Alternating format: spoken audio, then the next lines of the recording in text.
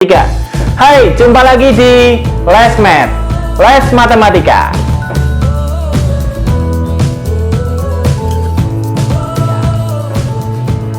Ya, hari ini kita akan mempelajari tentang himpunan bagian. Himpunan bagian itu sebenarnya adalah himpunan yang merupakan bagian dari suatu himpunan. Maksudnya apa, ya kan? Nanti kita akan pelajari. Dan bagaimana cara kita untuk menuliskan bahwa himpunan itu merupakan himpunan bagian dari himpunan yang lain. Kemudian bagaimana kita menggunakan segitiga Pascal. Apakah segitiga Pascal itu dan apakah gunanya segitiga Pascal di himpunan bagian ini, ya? Untuk itu kalian bisa simak, kita pahami, perjelas soal-soal tentang himpunan bagian dan menggunakan segitiga Pascal. Ayo kita pahami soal-soal berikut ini. Ayo.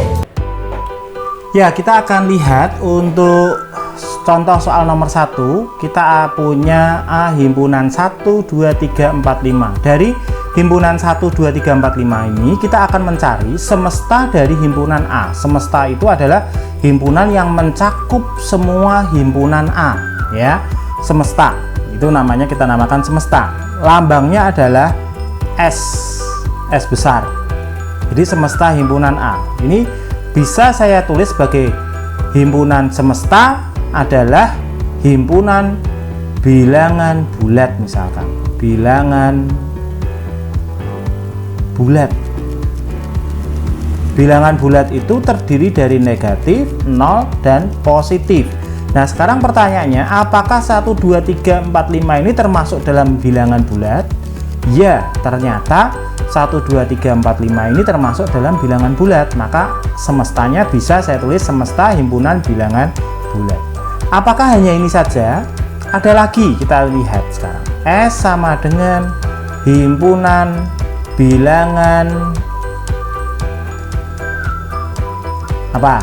Himpunan bilangan cacah, misalkan cacah. Himpunan bilangan cacah itu adalah himpunan yang dimulai dari 0, ya kan? 0, 1, 2, 3, 4, 5 dan seterusnya. Nah, sekarang 1, 2, 3, 4, 5 itu termasuk ke dalam bilangan cacah atau tidak? Ternyata ya. Jadi A itu tercover semua ke dalam S. S-nya adalah bilangan cacah. Apakah hanya ada dua ini saja? Kita cari lagi. Apakah bisa kita katakan S sama dengan himpunan bilangan asli? Nah, ini apakah bisa kita katakan S sama dengan himpunan bilangan asli?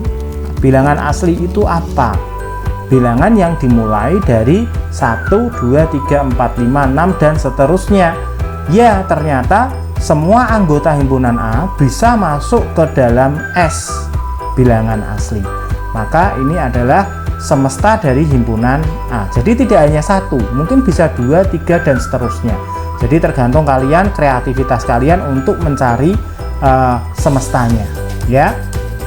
Itu untuk soal nomor 1. Jadi himpunan semesta itu adalah himpunan yang mencakup semua himpunan yang dibicarakan, mencakup semua anggota himpunan yang dibicarakan di situ. Itu untuk contoh soal nomor 1. Sekarang kita akan lanjut ke contoh soal nomor 2. Di contoh soal nomor 2 ini kita berbicara tentang himpunan bagian. Apa itu himpunan bagian? Himpunan bagian adalah himpunan yang merupakan bagian dari himpunan yang lain. Contohnya seperti ini. Untuk nomor 2 saya punya himpunan B 1, 2, 3. Nah, sekarang kita mau mencari himpunan bagian dari B. Yang pertama, himpunan bagian B yang hanya mempunyai satu anggota.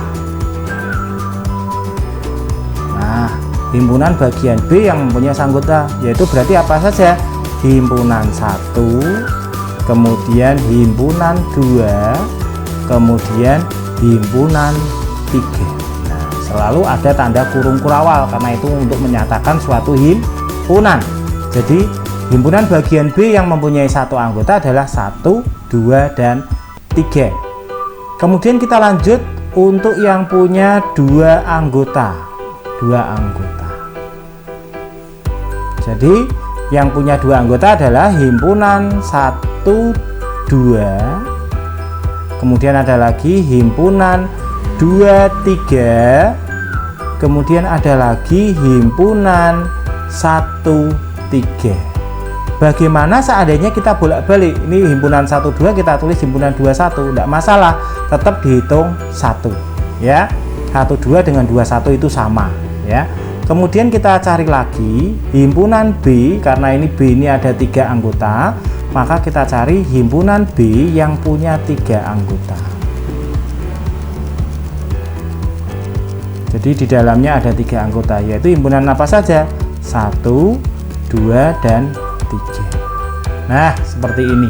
Nah, sekarang kita lihat. Dari ketiga ini, himpunan B yang A1 anggota ada berapa himpunan? Kita hitung, ada 1, 2, 3. Ternyata di sini ada 3 himpunan. 3 himpunan.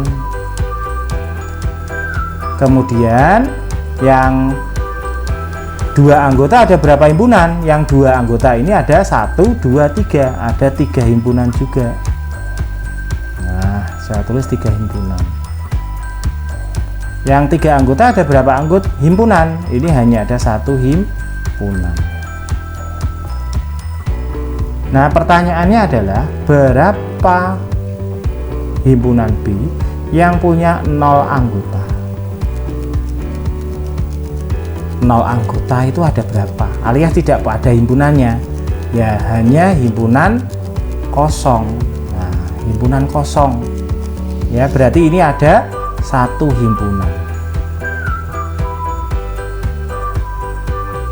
Himpunan kosong ini merupakan himpunan bagian dari semua himpunan. Himpunannya berapapun, di situ pasti ada anggota himpunan yang punya 0 anggota atau himpunan kosong. Jadi himpunan kosong ini merupakan himpunan bagian dari semua himpunan. Maka dalam setiap himpunan pasti ada yang namanya himpunan bagian yang punya 0 anggota atau himpunan kosong. Nah, kalau kita total semuanya, ada berapa banyak semua himpunan bagian dari B, ya? Kalau kita total, banyaknya semua himpunan bagian B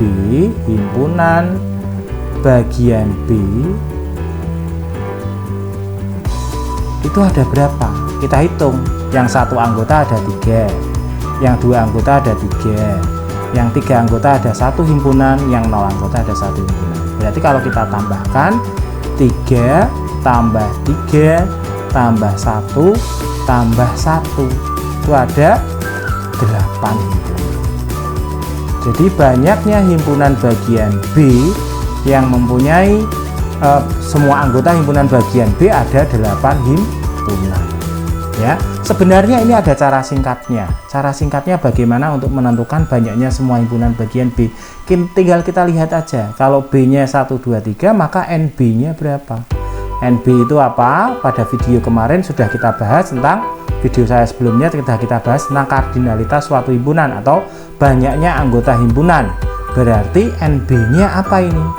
NB-nya adalah banyaknya anggota himpunan B. Kita hitung 1, 2, 3. Berarti NB-nya ada 3. Nah, cara gampangnya adalah banyaknya semua himpunan bagian B adalah kita bisa menggunakan rumus 2 pangkat N.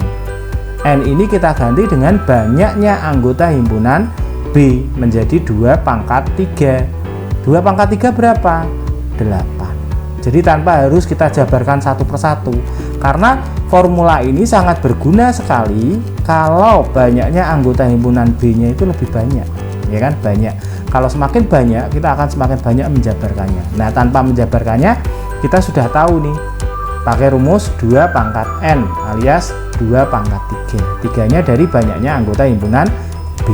Itu untuk contoh soal nomor 2. Nah, untuk contoh soal nomor 3, kita punya C himpunan 0, 3, 7, 9, 11. Pertanyaan yang pertama adalah berapakah NC? NC itu banyaknya anggota himpunan C. Yang kedua, banyaknya semua himpunan bagian C. Kemudian yang C adalah banyaknya himpunan bagian C yang mempunyai 3 anggota. Nah, sekarang bagaimana menjawab pertanyaan ini? Kita jawab satu persatu, mulai dari yang A dulu, NC atau banyaknya anggota C. Kita tinggal hitung. Ini kita punya 0, 3, 7, 9, 11. Kita tinggal hitung 1, 2, 3, 4, 5. Berarti NC-nya atau banyaknya anggota himpunan C adalah 5. Ya.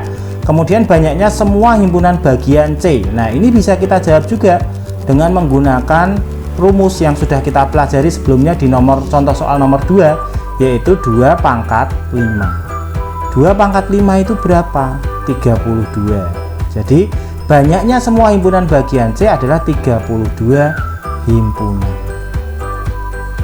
Nah, seperti ini. Kemudian banyaknya himpunan bagian C yang mempunyai 3 anggota. Nah, pertanyaan untuk bagian C ini bisa kita selesaikan dengan menggunakan segitiga Pascal. Bisa sebenarnya kalian menggunakan cara seperti nomor 2, tetapi itu sangat memakan waktu yang lama sekali. Bahkan nanti saya khawatir kalian dalam menuliskan himpunannya akan salah. Jadi kita pakai segitiga Pascal.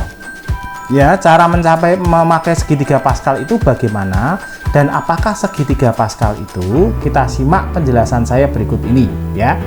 Banyaknya himpunan C yang mempunyai 3 anggota. Kita akan mencari banyaknya himpunan C yang mempunyai 3 anggota. Banyaknya itu ada berapa himpunan? Ya, kita pakai segitiga Pascal. Tapi sebelum kita menggunakan segitiga Pascal, kita harus tahu dulu banyaknya anggota himpunan C itu ada berapa? Ada 5. Nah, kalau ada 5, kita harus membuat yang namanya segitiga Pascal sebanyak 6 baris. Jadi kita tambahi 1. Ya, kalau ada 7 berarti kita bikin 8 baris. Kalau ada 4 berarti kita bikin 5 baris. Nah, kita bikin 6 baris karena banyaknya anggota himpunan C ada 5. Kita hitung yang pertama, segitiga Pascal diawali dengan angka 1. Ini adalah baris pertama. Ini baris pertama. Kemudian diawali setelah 1 bawahnya 1, kanan juga 1. Ini adalah baris kedua. Nah, ini baris kedua. Kemudian 1 ditambah 1 adalah 2. Saya letakkan di bawahnya 2. Kemudian kanan dan kirinya saya kasih 1. Ini adalah baris ketiga. Ya, kita ingat kita mau membuat 6 baris. Ya. 1 ditambah 2 itu 3, kita letakkan di bawahnya seperti ini. Kemudian 2 ditambah 1 itu 3 juga, kita letakkan di bawahnya. Kemudian kanan dan kiri kita tambah 1. Ini adalah baris keempat.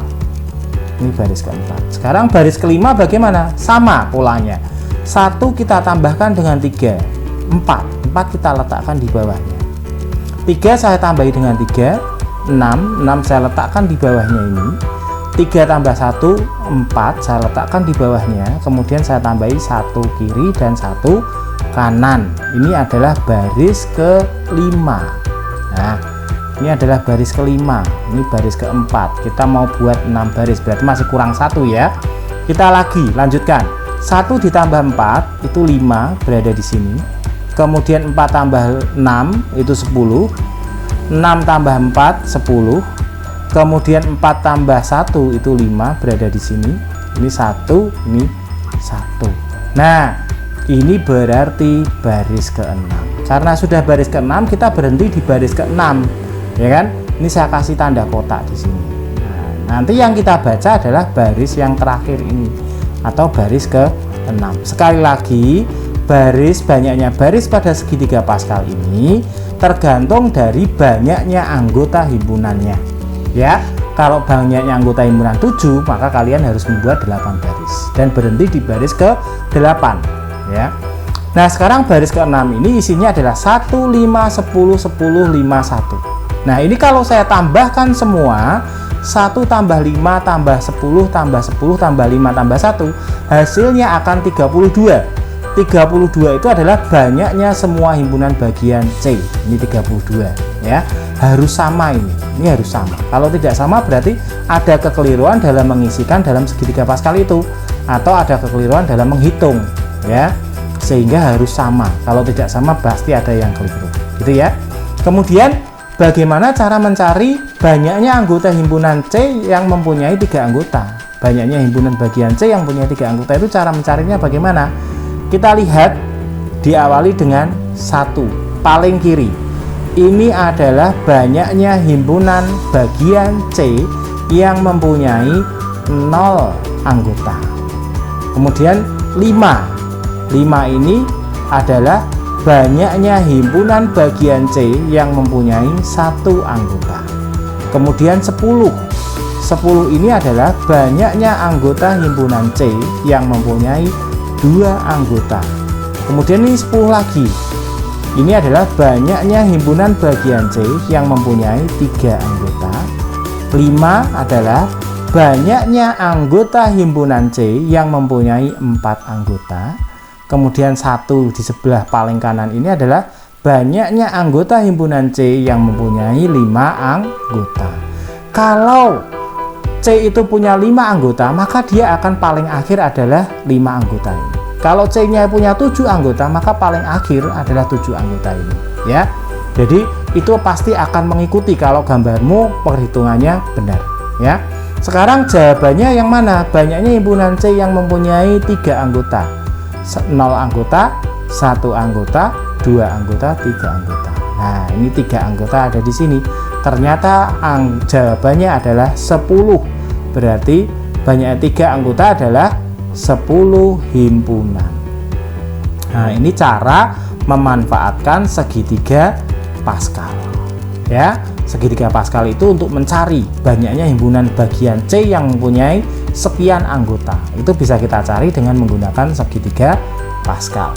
Itu penjelasan saya untuk contoh soal nomor 3. Kita ikuti untuk contoh soal nomor 4. Untuk contoh soal nomor 4, kita punya D sama dengan himpunan X sedemikian hingga negatif 3 kurang dari sama dengan X kurang dari 1 X elemen bilangan bulat. Nah, bilangan bulat itu apa saja? Bilangan bulat seperti yang sudah saya jelaskan sebelumnya, bilangan bulat itu terdiri dari himpunan bilangan positif, negatif, dan 0. Jadi kita cari dulu himpunan anggota D itu apa saja, ya. Ini kita harus cari dulu. D sama dengan himpunan negatif 3, negatif 2, negatif 1, dan 0. Negatif 3 kita ikutkan karena ini ada tanda sama dengannya, sedangkan 1 tidak kita ikutkan karena 1 tidak ada tanda sama dengannya. Berarti anggotanya adalah negatif 3, negatif 2, negatif 1, dan 0. Nah, dari ini kita akan lihat himpunan bagian yang benar itu seperti apa. Nah, untuk menyatakan himpunan bagian, perhatikan soal berikut ini. Himpunan negatif 3. Apakah himpunan bagian, menuliskannya himpunan bagian itu adalah seperti ini lambang himpunan bagian. Kita baca himpunan bagian atau ada yang menyebutkan sebagai subset, himpunan bagian dari himpunan D. Nah, ini namanya negatif 3, himpunan negatif 3, subset himpunan D. Atau ada yang baca himpunan negatif 3 merupakan himpunan bagian dari D. Ya, ini benar ya, karena di sini negatif 3 ada, maka kita tulis himpunan negatif 3. Harus ada tanda himpunannya ya. Nah, sekarang kalau seperti ini apakah benar negatif 3 merupakan himpunan bagian dari D? Benar atau salah? Nah, ini salah. Kenapa kok salah? Karena di sini tidak ada tanda kurung kurawalnya. Maka ini bukan himpunan, ini adalah angka negatif 3. Kalau angka negatif 3, maka dia bukan himpunan bagian dari D. Namanya aja himpunan bagian, maka himpunannya itu angkanya itu harus berupa dalam bentuk himpunan ya. Jadi negatif 3 bukan himpunan bagian dari D. Nulisnya ini kita coret seperti itu. Nah, sekarang kita lihat apakah negatif 3,0 itu termasuk subset atau himpunan bagian dari D. Ya, karena di situ ada negatif 3 dan 0 di situ. Maka himpunan negatif 3, 0 merupakan subset dari himpunan D. Kemudian lagi, contoh lagi. Negatif 3 dan 8 misalkan seperti ini. Apakah subset atau himpunan bagian dari D? Negatif 3 ya himpunan bagian dari D, tetapi 8 di himpunan D itu tidak ada angka 8-nya. Maka negatif 3,8 itu bukan himpunan bagian dari D karena di sini ada 8-nya. Berarti ini bukan himpunan bagian. Jadi untuk menuliskan himpunan bagian, kalian harus tahu dulu tanda himpunannya. Itu ada tanda himpunannya atau tidak. Kalau tidak ada tanda kurung kurawalnya, maka dia bukan himpunan bagian. Harus selalu diikuti oleh tanda kurung kurawalnya. Kemudian di dalam tanda kurung kurawal itu, apakah masuk dalam himpunan D atau tidak? Ya, itu untuk penjelasan saya untuk nomor 4. Nah, bagaimana? Apakah kalian sudah paham tentang himpunan bagian? Apakah kalian sudah paham tentang segitiga Pascal? Kalau belum paham, sekali lagi kalian bisa ulang videonya ini. Kalian cermati lagi sampai kalian benar-benar paham tentang himpunan bagian, tentang segitiga Pascal, tentang cara menuliskan himpunan bagian. Simbol dari himpunan bagian itu bagaimana ya? Kalau sudah paham, jangan lupa untuk like, share, and subscribe channel ini. Dan jangan lupa bunyikan loncengnya supaya kalian tidak ketinggalan video-video pembelajaran matematika yang lain. Oke? Bye-bye.